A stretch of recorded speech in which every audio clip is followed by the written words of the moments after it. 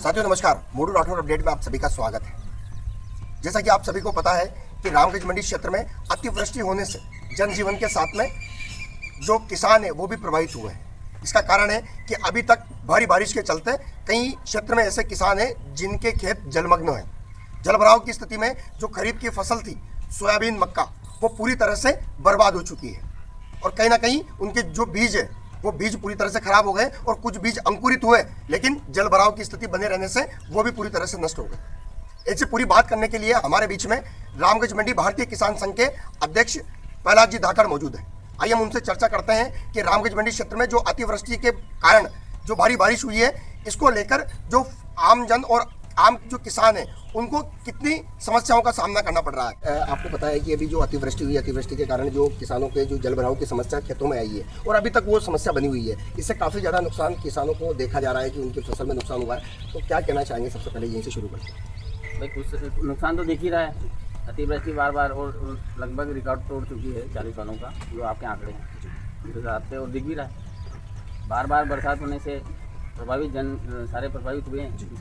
किसान भी ज़्यादा प्रभावित हुआ है। हर खेत में पानी भरा है। जो ढलान वाले खेत हो पूरे भरे हुए, कहीं न कहीं निकल गया तो कहीं वो बार बार बरसात गिरने से वो पौधा भी बढ़ नहीं पा रहा है। छोटी व्यवस्था रहेगी, मतलब फूल भी आ चुके हैं, कहीं ऐसे ऐसे खेत भी हैं। मतलब फूल मिला के जो क्षेत्र का जो किसान है बहुत ज़्यादा प्रभावित है, क्योंकि वो अपने खेत के अंदर एक 10 बीघा में जो अगर टारगेट लेते हैं तो लगभग 25-30 हज़ार रुपये तो भी खर्च हो चुका है 2-3 बार में उसमें फसल। अगर उसकी जैसे फसल पूरी नष्ट होगी 80%, तो उसमें उसका जो लागत है वो भी निकाल नहीं पाएगा। हमने कुछ किसानों से बात की थी, तो जैसे केसीसी होती है खेती, बैंक से ऋण मिलता है फसल के लिए। तो सभी किसानों ने बैंक से ऋण तो ले लिया, लेकिन अब कहीं ना कहीं उनको चुकाने को लेकर वो ऐसे मायूस हो रहे हैं कि अब वो जो बैंक का जो केसीसी है वो भी नहीं चुका पाएंगे। ऐसी स्थिति भी बनी हुई है, तो इस पर क्या कहना चाहते हैं? ऐसी स्थिति में यूँ है कि जब बैंक या सरकार कोई ऐसा आदेश निर्देश निकाले किसानों के लिए कि भाई उनको रिलीफ दे कि भाई आपको 2-4 महीने, जैसे मार्च में उनका करना रहता है नया पुराना, तो उसको लेकर 2-4 महीने उसको छूट दी जाए, जिससे उन किसानों का आने वाली फसल में हो सकता है इसमें नुकसान हो गया, आने वाले में उसका कहीं ना कहीं बेनिफिट हो जाए। तो इस हिसाब से वो अगर सरकार उनको छूट देती है किसान क्रेडिट कार्ड से, या कोई ब्याज में रिलीफ देती है, जैसे अकाल बाढ़ तो उससे कहीं ना कहीं किसानों को अगर ब्याज में छूट दे देती है तो किसानों को। रामगंज मंडी क्षेत्र में यह आंकड़ा है कि 42,000 हेक्टेयर के ऊपर खरीफ की फसल होती है। इनमें से कितना आप मान रहे हैं, कितना आप दावा कर रहे हैं कि कितना खराब है किसानों को और खेत के अंदर हुआ है?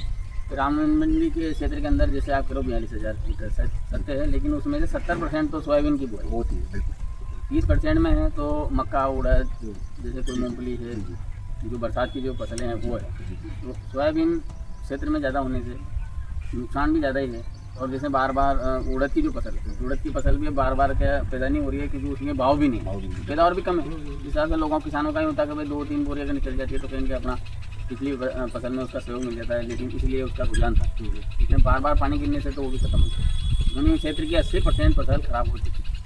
अभी हाल ही में आप शिक्षा एवं पंचायती राज मंत्री और रामगंज मंडी के जो विधायक हैं मदन दिलावर, उनसे आप मिले थे, आपका पूरा प्रतिनिधि मंडल उनसे मिला था। क्या कुछ आप दोनों के बीच में ये वार्ता हुई? और एक सांगोद वाला विषय भी आपने उसके अंदर रखा था कि किसान किस तरह से परेशान है, तो क्या कहना चाहेंगे? क्या जानकारी थी?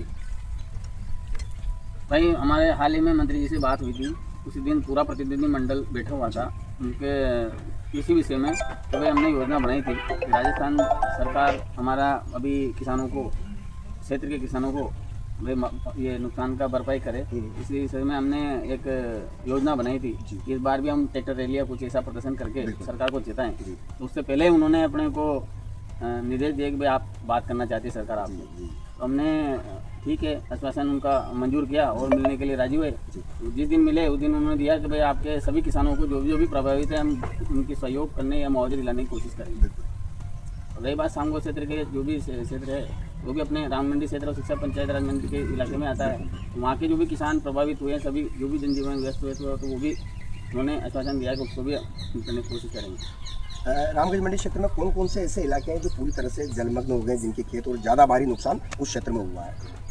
राम मंडी क्षेत्र के इलाके हैं कुमकोट, उडायला, ये अपने जुलमी, देवली, हरिपुरा, सुकेत का जो अन्य कला या सुकेत का क्षेत्र का इलाका, यानी नालोदिया, अमापुरा, जो आसपास के इधर के ज़्यादा जो जहाँ नदी का बहाव ज़्यादा रहता है उस क्षेत्र का नुकसान पूरा जिसमें जल भरा है। और जो बाकी क्षेत्र है जो राम मंडी का चेचट एरिया है या कोई भी जितना भी एरिया है, वहाँ बार बार फसल पानी गिरने से वो क्षति हुई है। पानी जैसे भरा रहता है रेगुलर गिरने के बाद, जिसके बाद थोड़ा टाइम निकलता है तो वो रिसी जाता है, लेकिन वो फसल अपना प्रोग्रेस नहीं कर पा रही है, तो वो भी ख़त्म ही है। पहला जी हमसे बातचीत करने के लिए बहुत बहुत धन्यवाद। ये थे हमारे बीच में भारतीय किसान संघ के अध्यक्ष प्रहलाद जी धाकड़, जिन्होंने पूरा विषय बताया कि रामगंज मंडी क्षेत्र में जो अतिवृष्टि के चलते किस तरह से किसानों को नुकसान हुआ और जो खरीफ की फसल है वो पूरी तरह से खराब हो गई। देखते रहिए मोरू राठौर के साथ रामगंज मंडी।